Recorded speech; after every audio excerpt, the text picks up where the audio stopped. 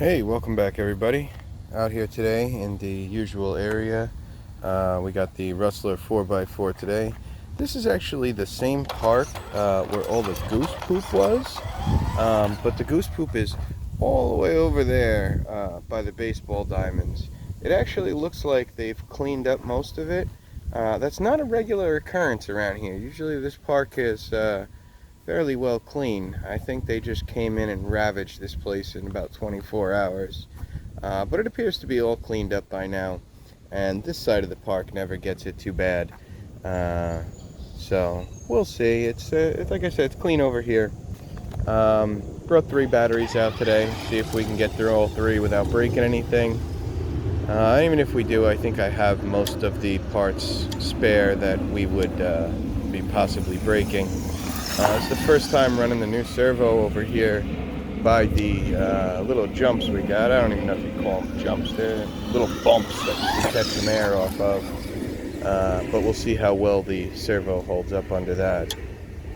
I wasn't actually able to put the aluminum servo horn in there. It was slightly too long for the Rustler chassis. There wasn't enough room. So we'll see how it does without it.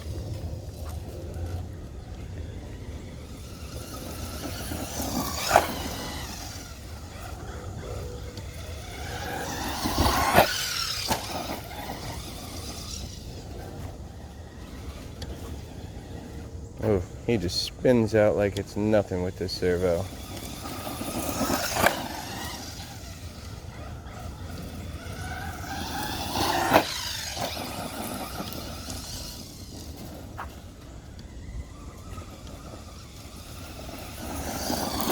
We have TSM all the way off. I think I've decided that I really don't like TSM for most of the environments I run on. For this area over here, it just doesn't turn tight enough for me. When you turn TSM on, it makes your turning radius much wider, and I definitely do not like that. On grass, pretty much the same thing. It kills the turning radius. What else? On concrete, it makes it go squirrely if you turn TSM up too high.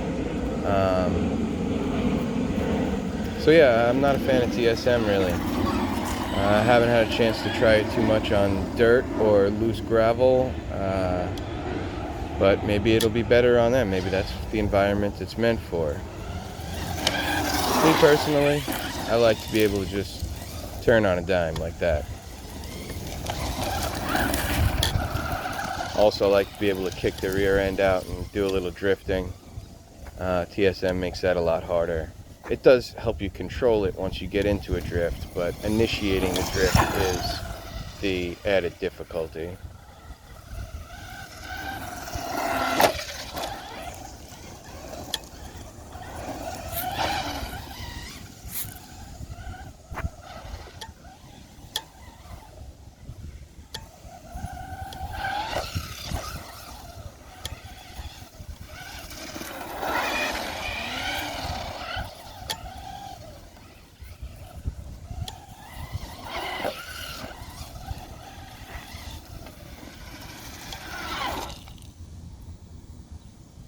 Well, it's definitely between the Rustler and the Fortec for which one I enjoy driving more.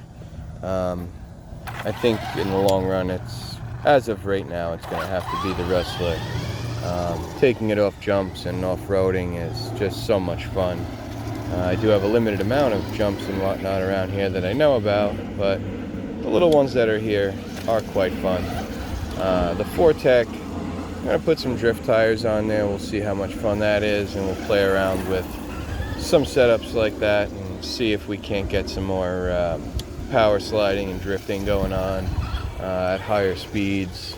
I'd love to get the same type of tires they have on the Arma Infraction and put them on the Fortec, get some burnouts going, smoke up some tires while drifting. That definitely makes for a good time.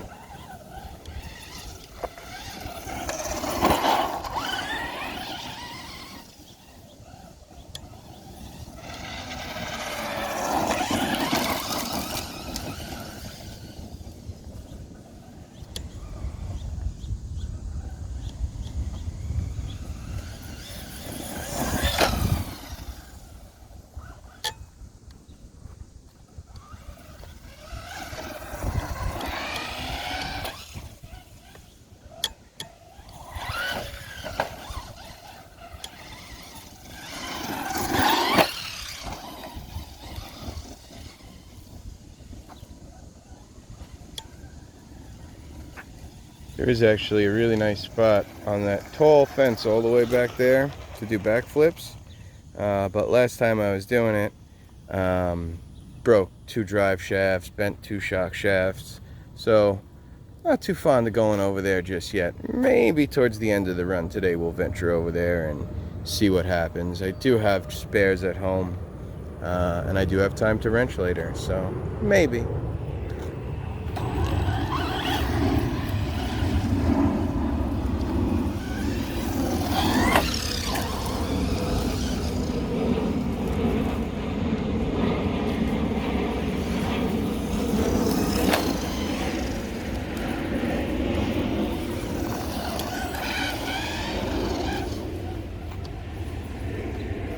Quite hot out today, so I might have to periodically cut the video and go into the Traxxas app just to check on the temperatures we've got here. Myself, I do prefer using the Traxxas Link app to check temperatures with telemetry settings rather than using a heat gun. It's just one more thing I'd have to carry around in my bag, and it's, you know, with telemetry, it's one wire, you hook it right into the car, and it's good to go.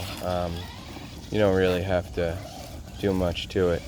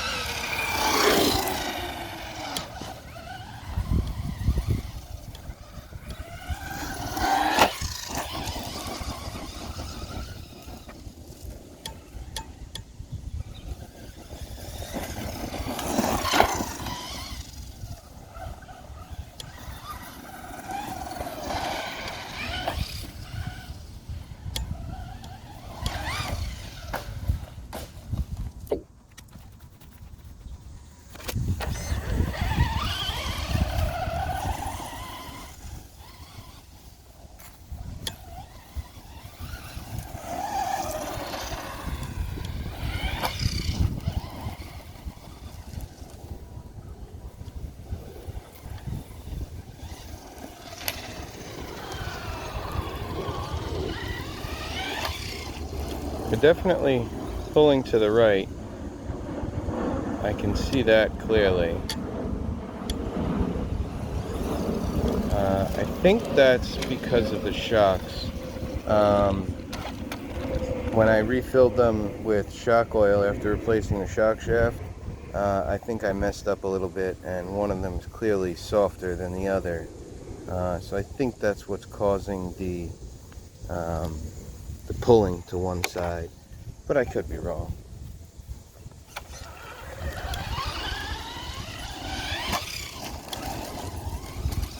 Either way, it's not too bad that we can't manually adjust for it.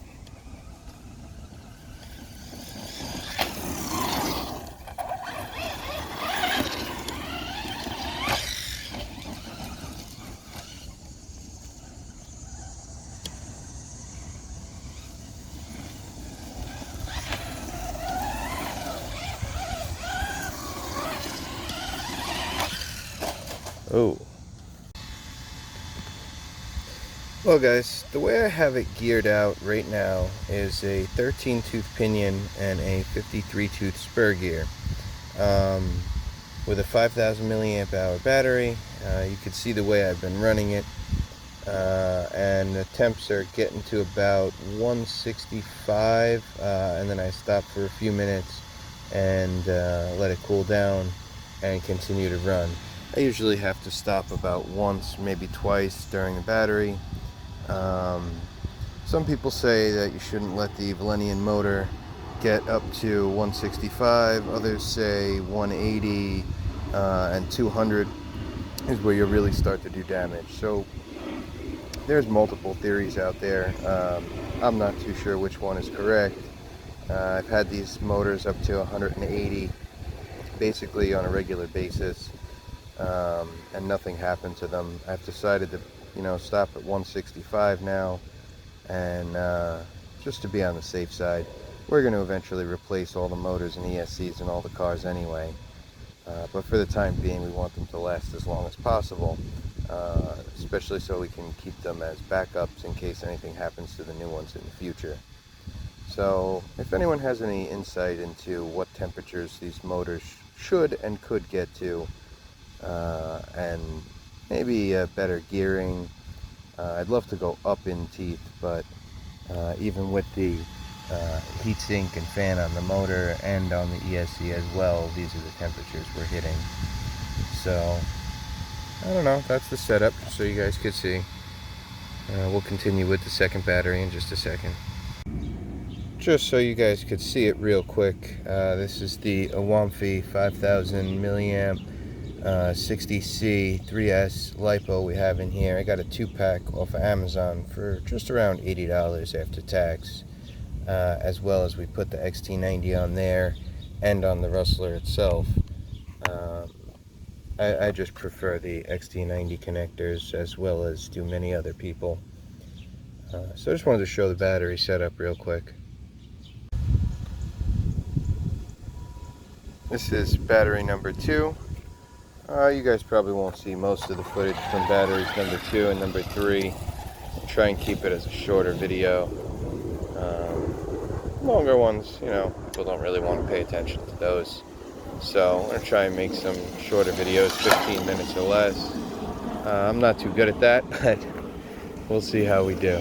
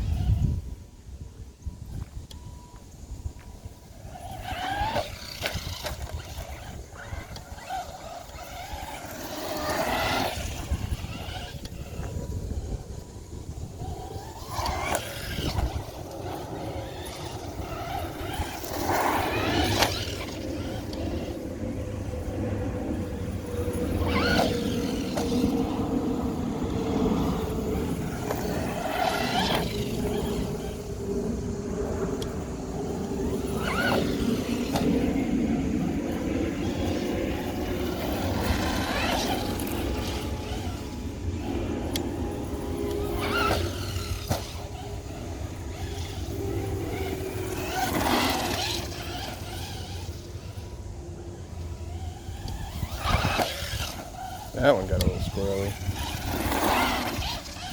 Definitely think I like jumping off of this side way better than the other side. Seems like it's easier on the car and you get a little more lift off of it.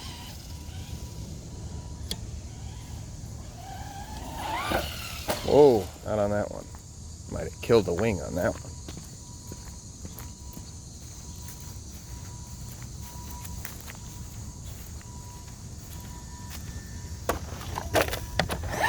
Oh, look at that thing. Let's bend that back down. That's actually the body. That's crinkled. I don't know if you can see that because of my shadow. The body is definitely crinkled there. See if we can't stand in the shade because it is hot out here.